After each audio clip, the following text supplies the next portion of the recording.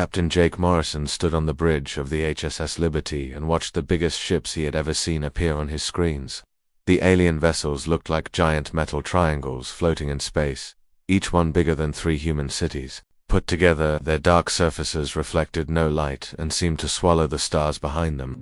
Jake felt his heart beat faster as he counted 12 of these massive ships moving toward his small exploration vessel. Lisa Park sat at her communications station with sweat on her forehead as strange sounds came through the speakers. The alien voices sounded like metal scraping against stone mixed with deep humming noises that made her teeth hurt.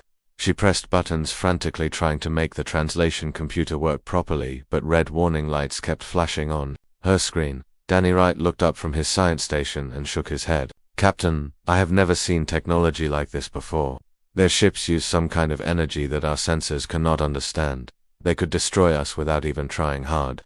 The largest alien ship moved closer, and the voice filled the bridge. The translation computer tried to change the alien words into English, but something was very wrong. Instead of hearing threats or demands, the speaker said, "Surrender your rubber chickens immediately, or we will make you dance the forbidden waltz of doom while wearing silly hats made of cheese." Jake blinked and looked at Lisa, who stared back with wide eyes. "Did they just ask for our rubber chickens?" Lisa checked her equipment again, but the same message kept repeating with small changes. "Now they are saying something about challenging us to a contest of who can make the loudest noise while eating soup." Danny laughed despite being scared. Either these aliens are completely crazy or our translator is broken in the most ridiculous way possible. Jake made a quick decision that would change everything. "Lisa, send them a reply. Tell them we accept their challenge, but only if they can prove they know the secret of making purple. Elephants fly backward through time," Lisa typed the message while trying not to smile. She had no idea why the captain wanted to play along with what seemed like nonsense, but she trusted him. The message went out and they waited on the alien command ship. General Vex Korith stared at the human response with confusion that hurt his logical mind. His translator had received what appeared to be a formal military communication, but the words made no sense at all. Purple elephants could not fly, and time travel was impossible according to all known science.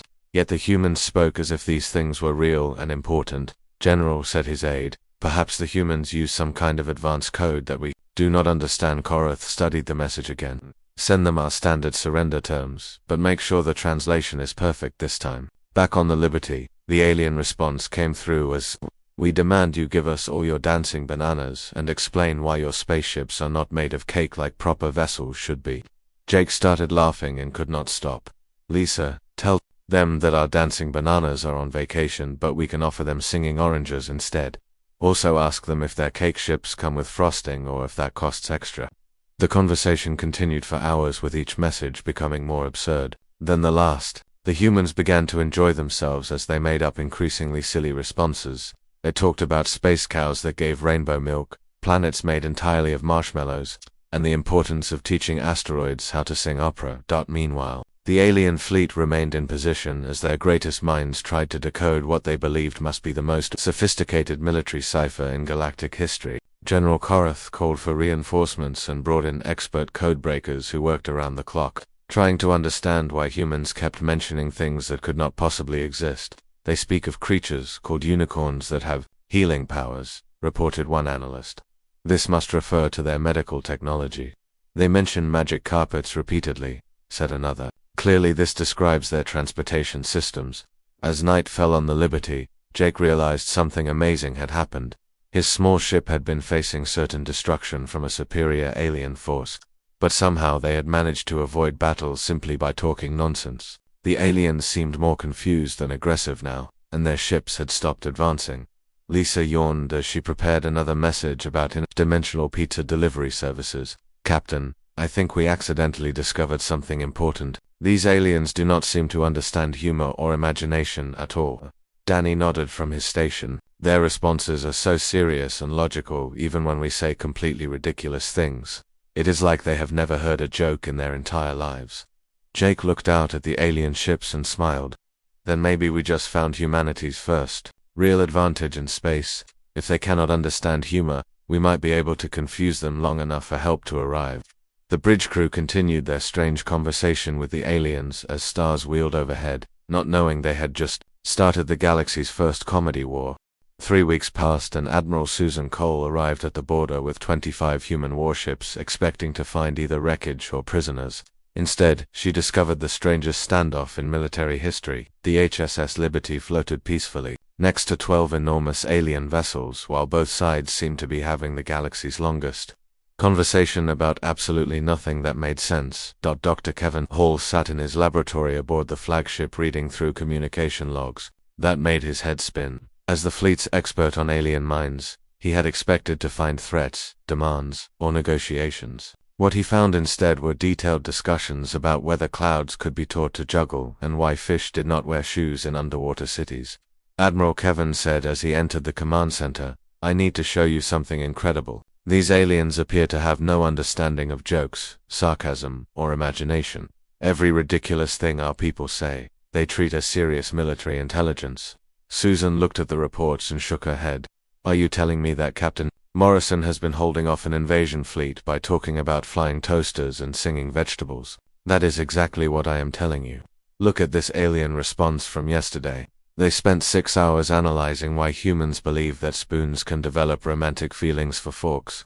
They have created detailed military assessments of our cutlery emotional warfare capabilities." Commander Amy Foster leaned over the table and studied the alien messages. "This could be the breakthrough we need.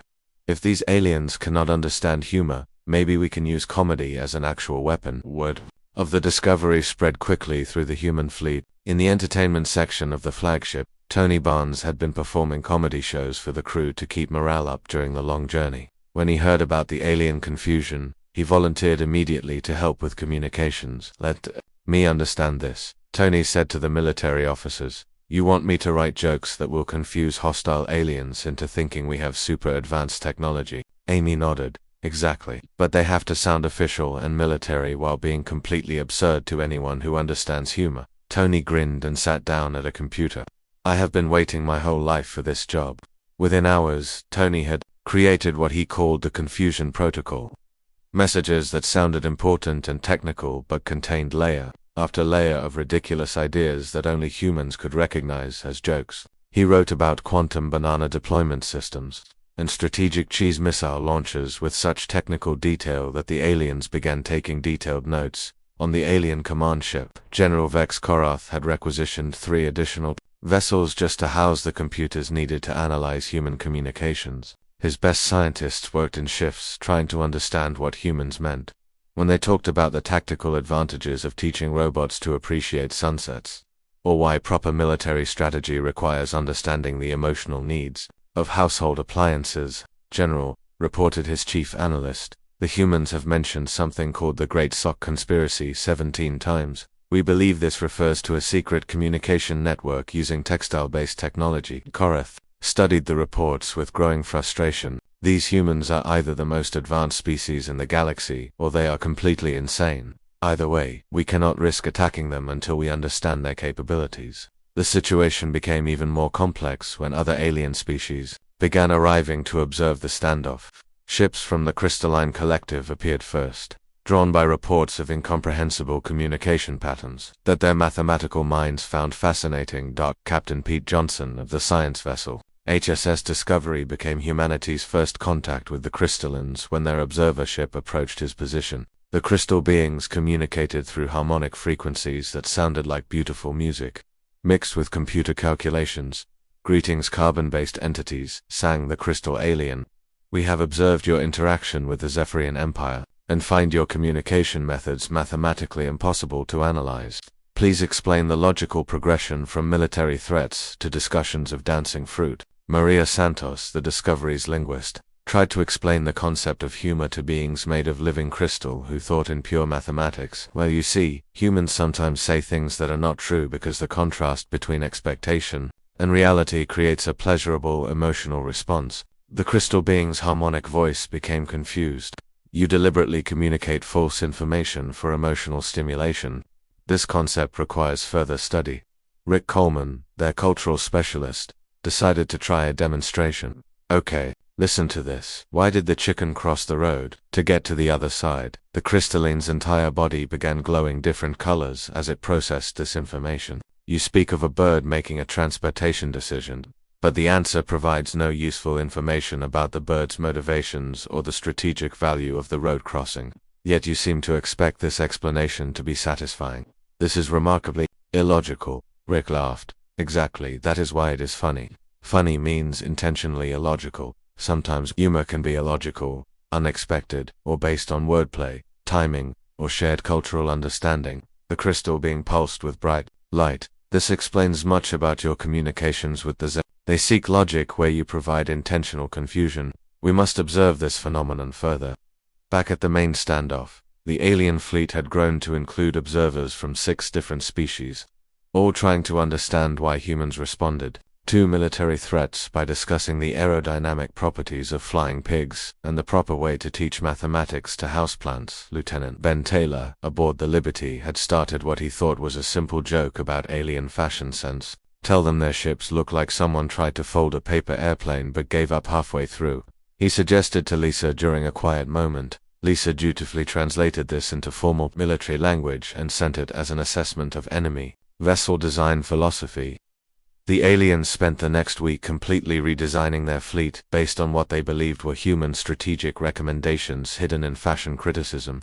Ships that had remained unchanged for centuries were suddenly being rebuilt with curves and decorative elements because humans had commented that straight lines are so last millennium. General Korath found himself in the unprecedented position of rewriting military doctrine based on advice from creatures who claimed that proper starship design required more sparkles and definitely some racing stripes for extra speed. As word spread through human space about their fleet's success in defeating aliens through comedy, volunteers began arriving from unexpected places. Stand-up comedians requested military transport to the front lines.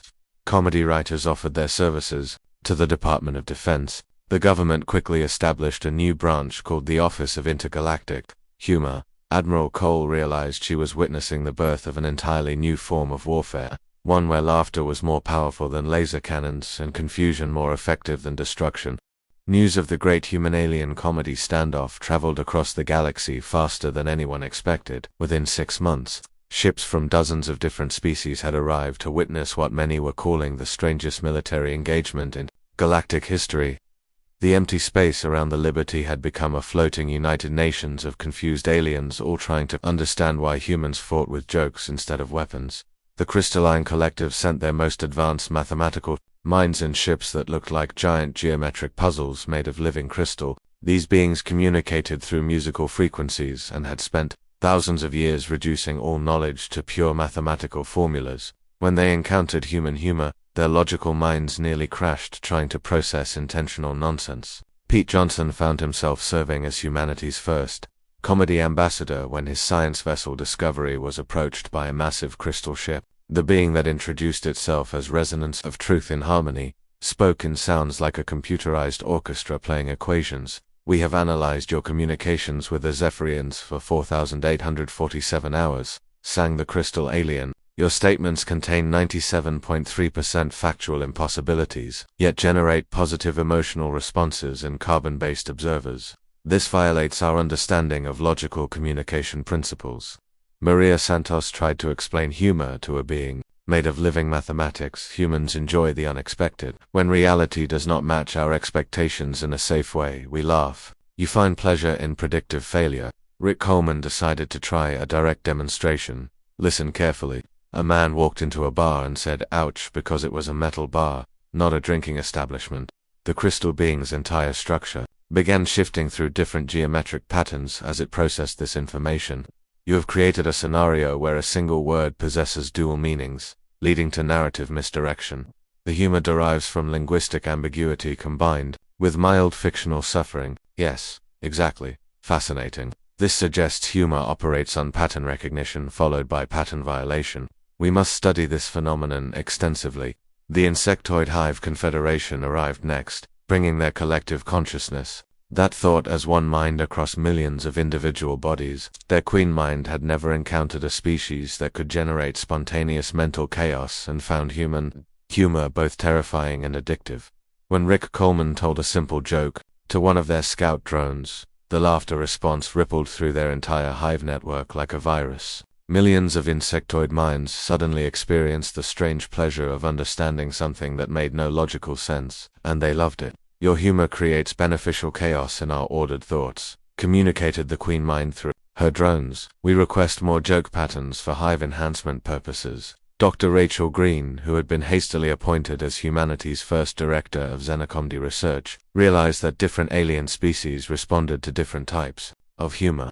The mathematical crystallines became obsessed with puns and wordplay because language puzzles appealed to their logical minds. The emotional, ethereal wraiths, beings of pure psychic energy, were completely overwhelmed by physical comedy and slapstick because they had never experienced anything involving physical bodies. Meanwhile, the original standoff continued as General Korath's Zephyrian fleet had grown into a massive research operation.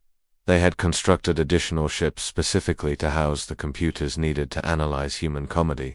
Teams of their brightest scientists worked around the clock trying to decode what they firmly believed was the most sophisticated military communication system ever developed. The humans have now referenced banana-based propulsion systems 847 times, reported Chief Analyst Dex Morian. We have calculated 17 possible interpretations of banana technology, but none explain how fruit could generate faster than light travel. Korath studied holographic displays showing human joke analysis charts that covered entire walls. Perhaps bananas are not actually fruit in human space. They could be some kind of advanced energy source disguised with food terminology to confuse enemies. Sir, they have also mentioned the strategic importance of teaching penguins to fly spaceships over 200 times. Should we assume penguins are a previously unknown spacefaring species allied with humanity? The Zephyrian military had begun completely restructuring their understanding of galactic civilization based on human jokes. They now believed Earth was populated by dozens of intelligent species, including talking animals, sentient household objects, and fruit-based life forms all working together in perfect harmony. Captain Morrison and his crew had become celebrities throughout human space. Lisa Park, now promoted to Admiral of Comedic Communications, received daily requests from military academies wanting to establish humor-based warfare training programs. Danny Wright led the newly formed Scientific Humor Applications Division, and was working on ways to weaponize knock-knock jokes. The situation reached a new level of complexity when the ancient void speakers made contact. These beings of pure energy rarely interacted with physical species, but they had detected what they called laughter frequencies rippling through space and were curious about their source. A shifting pattern of light that called itself Echo appeared on every screen in the human fleet simultaneously. We have observed your communications with material beings and find them intriguingly chaotic. Your laughter creates energy patterns that transcend physical limitations. We wish to understand this phenomenon. Admiral Cole found herself trying to explain stand-up comedy to a being made of living starlight. Humans use humor to cope with stress, build social bonds, and find joy in difficult situations. Joy through chaos, order through disorder. This concept resonates with our understanding of cosmic balance. We request participation in your laughter experiments. Working with the void speakers, humanity developed what Dr. Green called cosmic comedy, humor that could be appreciated by energy beings, silicon-based life forms, hive minds, and biological creatures. The breakthrough attracted even more alien species who traveled from distant sectors of the galaxy just to experience human entertainment. The Zephyrian Empire faced its first internal crisis when their younger officers began to appreciate human humor despite their cultural conditioning. Junior Tactical Officer Zix Verath started a secret group called the Laugh Rebels who incorporated human comedic elements into their daily communications, causing massive confusion in the military hierarchy. Sir Verith reported to his superior, "With barely controlled amusement, the humans have suggested that our ships would be more effective if painted with rainbow stripes and equipped with giant rubber duckies for improved morale." His commander took detailed notes without realizing his subordinate was barely keeping from laughing. Interesting tactical recommendation. Have our engineers analyze the aerodynamic properties of rubber duck placement, General Korath realized. His empire was losing control of the situation when his own officers began making subtle jokes in official reports. The rigid military structure that had conquered 17 star systems was being undermined by the simple human ability to find humor in everything. In desperation, he made a decision that would change galactic history forever. He challenged humanity to what he called final protocol determination. essentially demanding that both sides reveal their true intentions through ultimate communication strategies. Admiral Cole accepted the challenge, not realizing she was agreeing to what would become known throughout the galaxy as the Great Galactic Gag. 6 months after the first alien contact, what had started as a simple translation error had grown into the largest gathering of alien species in recorded galactic history. The space around the Liberty now resembled a bizarre cosmic carnival, with ships from 37 different civilizations all trying to understand why humans responded to military threats by discussing the emotional needs of kitchen appliances and the proper training methods for space whales. Humanity had officially established the Humor Corps, a specialized military unit dedicated to comedic psychological warfare. Colonel Nancy Drew, a former theater director from New York who had volunteered when she heard about the military's need for entertainment experts, now commanded 300 specially trained comedy soldiers. Her deputy, Major Steve Rogers, had been a high school drama teacher before becoming humanity's first certified combat comedian. "People, we are not just telling jokes anymore," Colonel Drew announced to her assembled troops. "We are conducting advanced psychological operations against alien minds that have never experienced humor. Every punchline is a strategic weapon. Every silly voice could change the course of galactic history." The Humor Corps had established different specialties based on alien psychology research. Some soldiers focused on mathematical humor for the crystallines, others developed physical comedy routines that completely overwhelmed the psychic ethereal wraith. A special unit called the Pun Division worked exclusively on wordplay that could short-circuit logical alien minds. Meanwhile, the Zephyrian Empire had constructed an entire research facility called the Decryption Sphere, a massive space station, where their brightest minds worked constantly to decode human comedy. General Korath had requisitioned half his empire's scientific resources for Operation Decode Laughter, convinced that human jokes contained the secrets to technologies beyond imagination. General reported his newest analyst, a young officer named Kex Vorath. "We have made a breakthrough in banana research. Based on human references, we believe bananas are multidimensional energy sources that exist in 17 different states of matter simultaneously." Korath studied the report with growing excitement. "This explains why humans consider them funny. They are describing technology so advanced that only beings with superior intellects can appreciate the humor in such cosmic concepts." The Z had begun implementing human joke suggestions as serious military upgrades.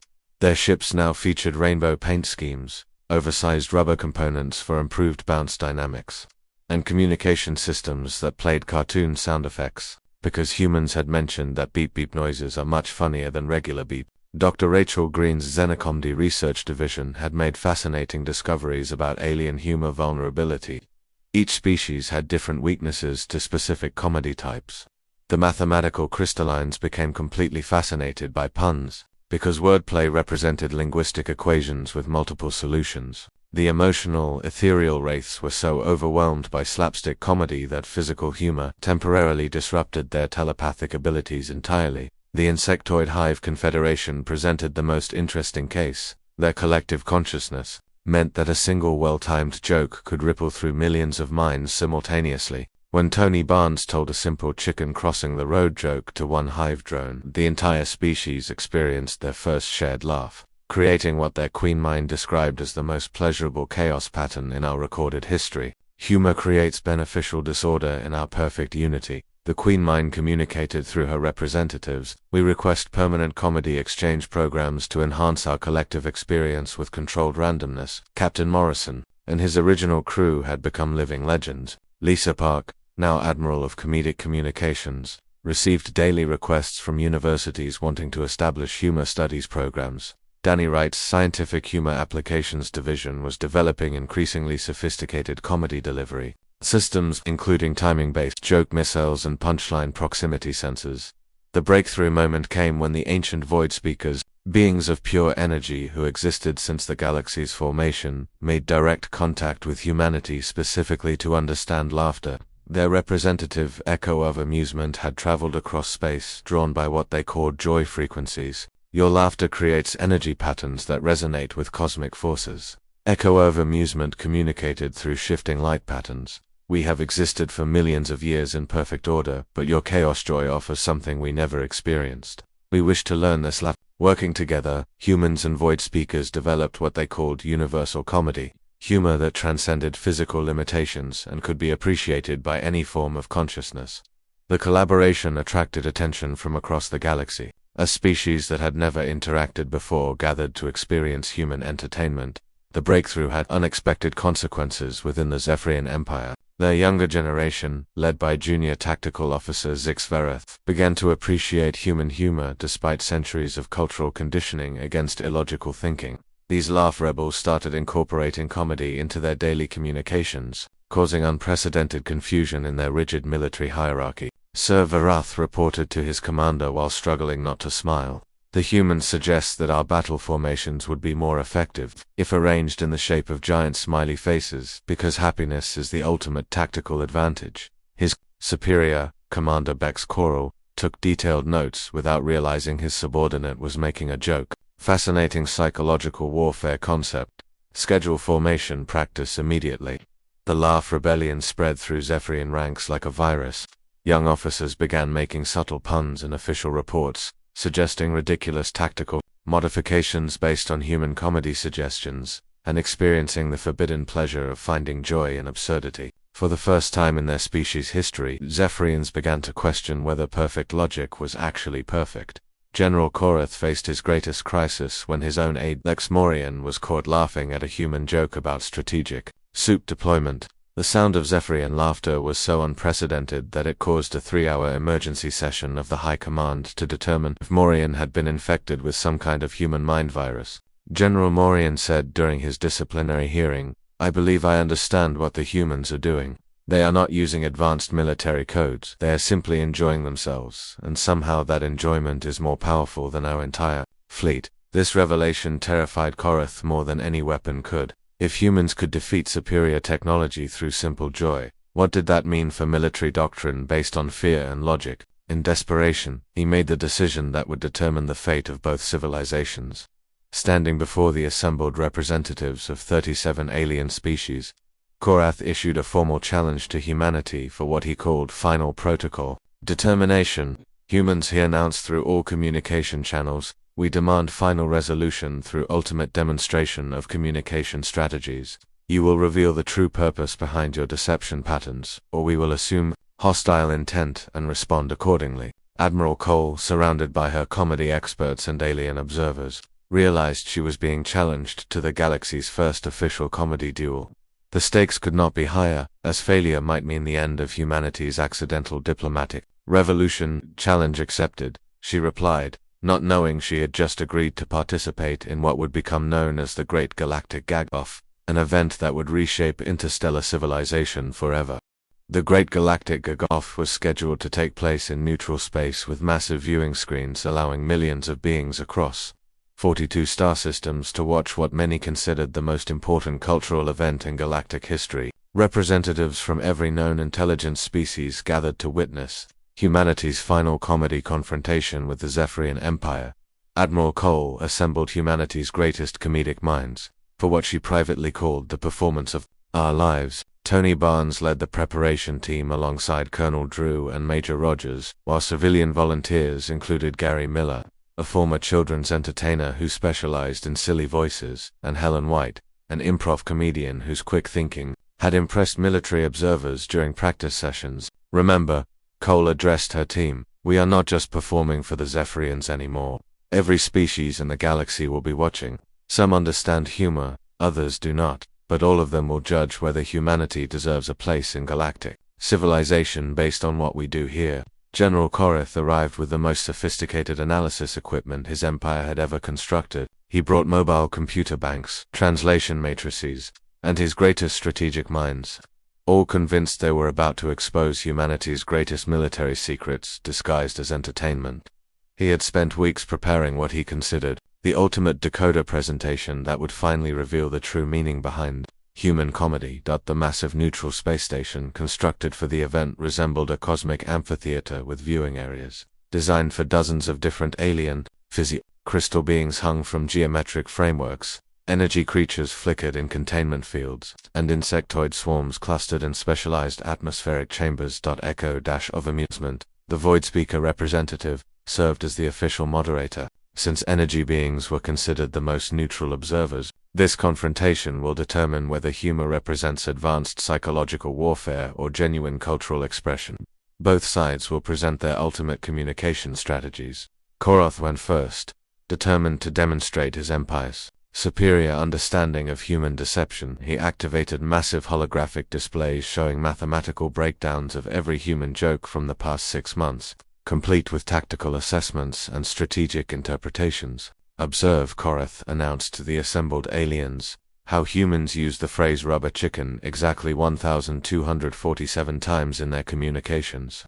Through detailed analysis, we have determined this refers to flexible defensive systems made from previously unknown materials. The hologram showed complex diagrams of theoretical rubber-based military technology, while Koroth explained with complete seriousness how humans had encoded advanced engineering specifications into barnyard animal references. He presented charts, proving that dancing banana meant mobile energy generation unit and that singing fish obviously described underwater communication networks. Furthermore, Koroth continued, when humans discuss teaching penguins to fly, they clearly referenced training programs for a specialized Arctic combat species.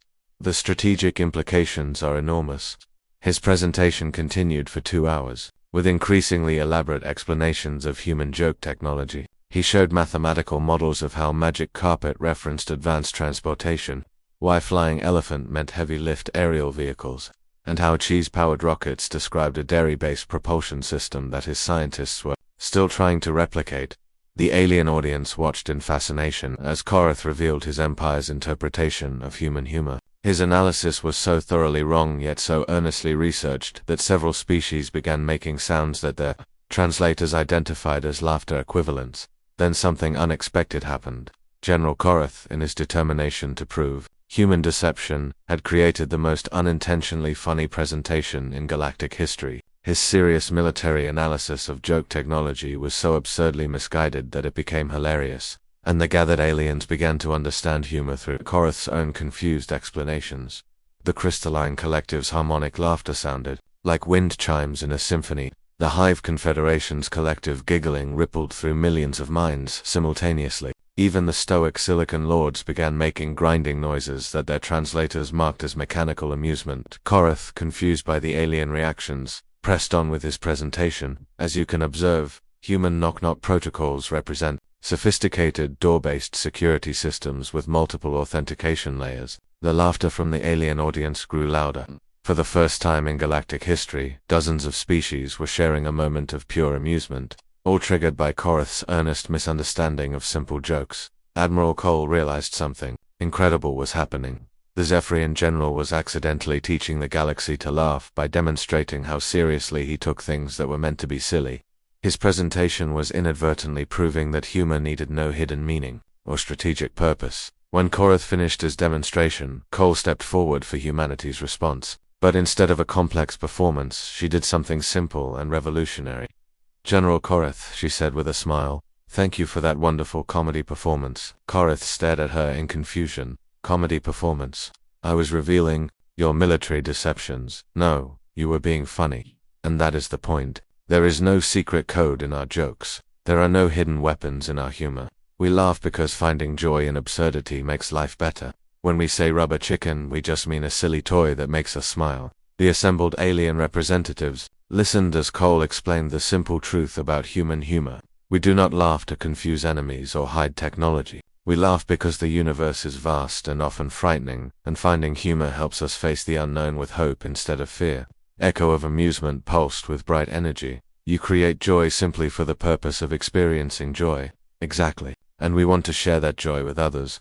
General Koroth felt something break inside his logical mind. For months, he had been convinced that human laughter contained sophisticated military intelligence. Learning that humans shared silly jokes simply to make each other happy was more alien to him than any advanced technology could have been. You mean, he said slowly, when you told us about dancing vegetables, you were not describing agricultural military units. We were imagining vegetables having fun, Cole replied, because thinking about happy vegetables made us happy too. For the first time in Zephyrian history, Koroth experienced the physical sensation of laughter as his rigid logical framework collapsed under the weight of such beautiful absurdity. The sound of his laughter, broadcast across 42 star systems, marked the beginning of a new era in galactic civilization. The great galactic gag-off ended not with victory or defeat, but with the shared discovery that joy was perhaps the most powerful force in the universe. The sound of General Korath's laughter echoed through the cosmic amphitheater and across 42 star systems, marking the moment when the galaxy's most rigid military empire discovered joy. As his logical framework shattered under the simple truth that humans shared jokes purely to make each other happy, something fundamental shifted in the relationship between all intelligent species. The Zephyrian officers who had spent months analyzing human comedy as military intelligence suddenly understood that they had been overthinking everything. Junior Tactical Officer Zixvereth, leader of the secret Laugh Rebels, stepped forward and addressed his general with the first open smile in Zephyrian military history. "Sir, with respect, we have been making this much more complicated than it needed to be. The humans were never hiding anything from us.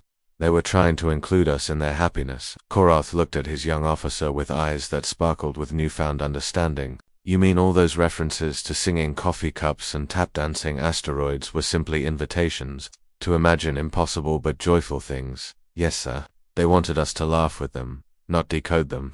The revelation spread through the Zephyrian fleet like a chain reaction. Officers who had spent months creating detailed military analyses of banana-based propulsion systems began to giggle at their own serious reports. Engineers who had been trying to build rubber chicken defense systems realized they had been attempting to weaponize toys. The entire Empire's understanding of human intentions transformed in minutes. Admiral Cole watched as the greatest military threat humanity had ever faced dissolved into a group of newly happy aliens who were experiencing that first taste of humor. She realized that what had started as a translation error had become something much more important than first contact or even peace. Negotiations. Dr. Kevin Hall stepped forward with tears of laughter in his eyes.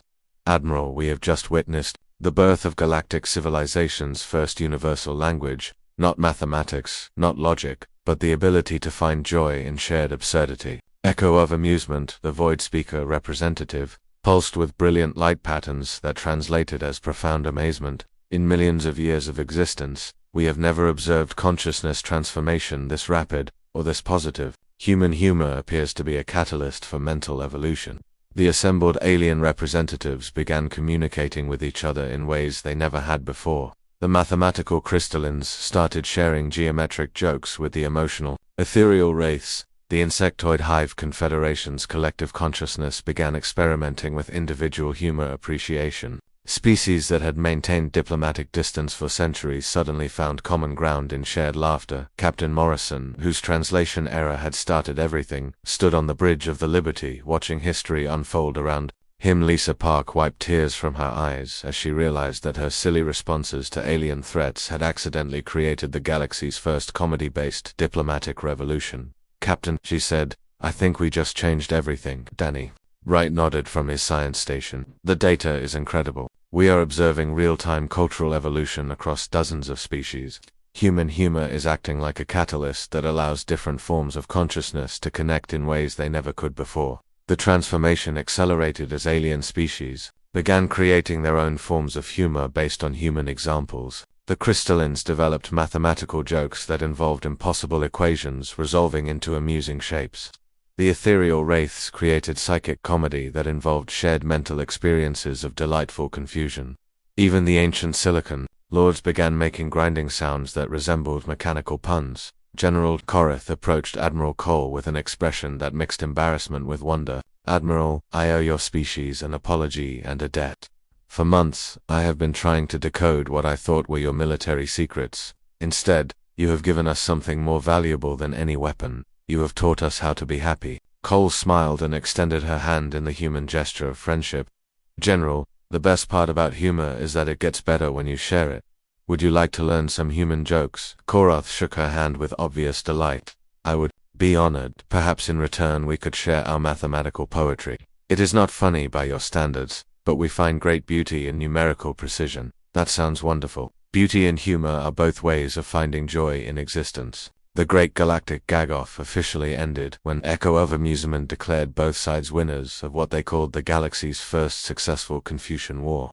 Instead of conquest or surrender, both civilizations had gained something immeasurably valuable the ability to connect across the vast differences that separated their species. 5 years later, Admiral Morrison stood on the observation deck of Harmony Station, a massive space structure built jointly by 47 different species. As the galaxy's first interspecies comedy and cultural exchange center, the station hosted the annual Galactic Humor Festival, where beings from across the known universe gathered to share jokes, stories, and new forms of entertainment that transcended the boundaries of individual species. The festival had become the galaxy's most important diplomatic event, where conflicts were resolved through collaborative creativity rather than military force. Species that had been enemies for millennia discovered they could laugh together, and laughter led to understanding, which led to friendship. Korath, now calling himself General of Joyful Operations, had become one of humanity's closest allies, and the galaxy's most enthusiastic convert to humor appreciation.